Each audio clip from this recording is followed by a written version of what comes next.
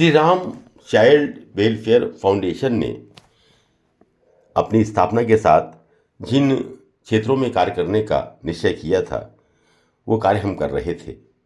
तब हमने विचार किया, अपने ट्रस्ट के सहयोगियों से विचार विमर्श किया और फिर वे सारे सदस्य और हमारी कमेटी के जो मित्र थे सबने अपनी अपनी राय दी और तब ये निर्णय लिया गया कि बच्चों के लिए आजकल खेलकूद के साधनों का अभाव है। खेलकूद के लिए ना उनके घर में जगह है और ना बहुत अच्छी स्कूलों में, तो क्यों ना कोई ऐसी व्यवस्था की जाए कि उन बच्चों को जिनकी पहुंच स्टेडियम या खेल के मैदान तक नहीं हो पाती उनको खेलकूद की जगह और साधन मिले। और इसके लिए हमने निर्णय लिया कि जिन स्कूलों में स्थान है वहां चिल्ड्रन पार्क विकसित किए जाएं।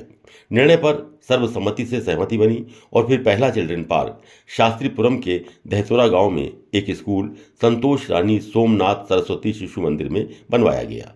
स्कूल के प्रधानाचार्य जी ने सहयोग किया। उसमें फिसल पट्टी, झूले, मेरी गो राउंड जैसे छोटे बच्चों के खेलने के मनोरंजन के जो साधन हैं उनको बनवा कर लगवाने का विचार किया गया। समस्या ये उठी कि ना तो ये वस्तुएं आगरा में आसानी से उपलब्ध थीं और ना ही उस समय तक आगरा में ये चीज़ें कोई बनाता था। लेकिन एक कहावत है ना कि जब कोई समस्या आती है तब अगर धैर्यपूर्वक विचार किया जाए और कुछ खोजबीन की जाए तो उसके समाधान के साधन भी निकल ही आते हैं। हमारे एक मित्र श्री प्रकाश नारायण अग्रवाल जी ने कारीगरों का इंतजाम किया और इस तरह से बच्चों के लिए खेल उपकरणों को बनवाया गया। 9 फरवरी सन 2009 को पहला पार्क बनकर तैयार हुआ, जिसका उद्घाटन सुप्रसिद्ध चिकित्सक एवं समाजसेवी डॉक्टर MC गुप्ता ने किया। बच्चे अत्यंत प्रसन्न हुए और हमें इस बात की प्रसन्नता हुई कि हमने अपने नौनिहालों के लिए कुछ सार्थक कार्य किया है। फिर ये क्रम जारी रहा, यद्यपि इसमें काफ़ी आर्थिक व्यवस्था करनी पड़ती थी और मुश्किलें भी आती थीं। अब जैसे दूरियागंज में महाराजा अग्रसेन इंटर कॉलेज की बिल्डिंग के पिछले भाग में अग्रसेन बाल मंदिर है, वहाँ हमने पार्क के निर्माण का निर्णय लिया। हमने पहले से ही ये व्यवस्था बना रखी थी कि हर पार्क को तैयार करने से पहले हम उस विद्यालय के प्रिंसिपल और मैनेजमेंट के साथ एक लिखित समझौता करते थे।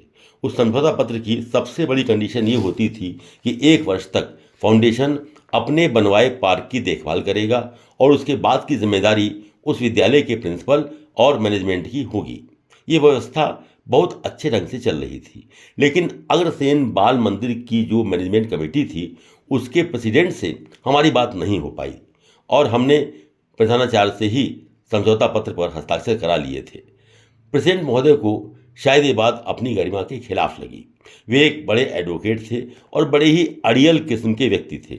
उनके अहम की पूर्ति होनी चाहिए, फिर चाहे किसी का फायदा हो या नुकसान, उन्हें इससे मतलब नहीं था। जब उन तक बात पहुंची तो उन्होंने न केवल सीधे सीधे मना कर दिया बल्कि बड़े कठोर शब्दों में कहा कि अपना ये तामतमूरा उठाकर ले जाओ, यहाँ कोई पार्क वार्क नहीं बनेगा। लेकिन हमारा उद्देश्य तो पावन था। हमने अपने संरक्षकों के प्रभाव का सहारा लिया और बिना अंडरटेकिंग के ही वो पार्क बना। लेकिन उससे ये शिक्षा जरूर मिली कि किसी भी संस्था, चाहे वो स्कूल हो या अन्य कोई सामाजिक संस्था, अगर वहाँ आपको कोई काम करना है तो जो समझौता हो और उसका कोई पात्र बने तो उस पर उस संस्था के शीर्ष व्यक्ति से ही हस्ताक्षर कराने चाहिए। इसी क्रम में 5 पार्क और बनवाए गए, जिनमें से एक एतमौदुल्ला और एक कच्छपुरा में था। ड्राइंग और पेंटिंग की प्रतियोगिताएं भी हमने कई वर्ष चलाई। ये वार्षिक प्रतियोगिता होती थी और इसमें बड़े अच्छे अच्छे चित्र बनकर आते थे, उनकी फिर प्रदर्शनी लगवाते थे। इस तरह से जो नई प्रतिभाएं थीं इस क्षेत्र की, उन्हें प्लेटफॉर्म मिलता था और प्रेरणा मिलती थी कि वे आगे कुछ करें। क्रिएटिव टैलेंट को बढ़ावा देने के लिए हमने लोक नृत्य और लोकगीत की प्रतियोगिताएं भी स्कूल के विद्यार्थियों की मध्य करवाई और वे भी बेहद सफल रहीं। हमने पहले ही निर्णय ले लिया था कि हम पुरस्कार स्वरूप एक अच्छी राशि देंगे और वो भी चेक के द्वारा, ताकि उस विद्यार्थी की आर्थिक मदद हो सके। निश्चय ही ये एक व्यवहारिक निर्णय था और विद्यार्थियों के हित में था। इसे बड़ी सराहना मिली। सन 2019 में कोरोना रोग आया। ये एक ऐसी विपत्ति थी जिसने सारे देश की गतिविधियों को प्रभावित किया। मैं स्वयं और मेरी पत्नी इससे ग्रसित हुए और इसके बाद जो दुष्परिणाम आने थे उनका प्रभाव भी ठीक होने के बाद हम पर रहा।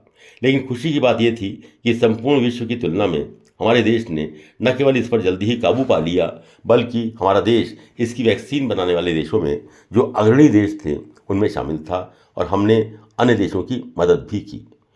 कोरोना के बाद उसके प्रभाव से जब हम मुक्त हुए तब मैंने सोचा कि क्या इस फाउंडेशन को जारी रखा जाए, क्योंकि मेरी उम्र तब 85 वर्ष की हो चुकी थी और शारीरिक क्षमताएं भी कम हो रही थीं। तो इसे कौन संभालेगा, ये सवाल था।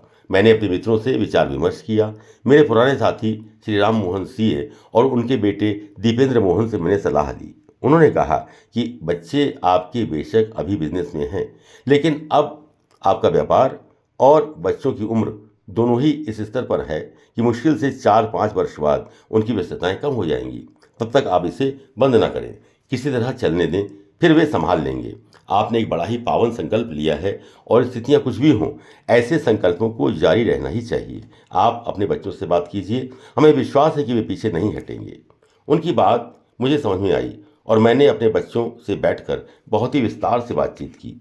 सभी बच्चों की सहमति थी और मेरी एक बहू और एक पौत्र ने मुझसे तुरंत अपने सहयोग का वादा किया। दोनों ने मुझे कहा कि ये संस्था चलती रहेगी, आप निश्चिंत रहें, आपने वो विचार किया है, हम आपकी सलाह लेकर उन कार्यों को आगे बढ़ाएंगे। मुझे बड़ी तसल्ली हुई और मुझे विश्वास है कि ये संस्था पुनः पूर्व की तरह चलती रहेगी और 5 वर्ष के बाद मेरे दोनों पुत्र भी जब अपनी व्यापारिक जिम्मेदारियों से थोड़ा बहुत अवकाश प्राप्त कर लेंगे तो वे इसे अच्छी तरह से चला लेंगे।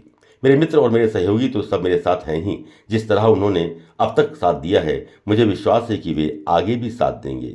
मेरा विश्वास है कि भविष्य में भी ये संस्था हमारे नगर की एक पहचान बनेगी।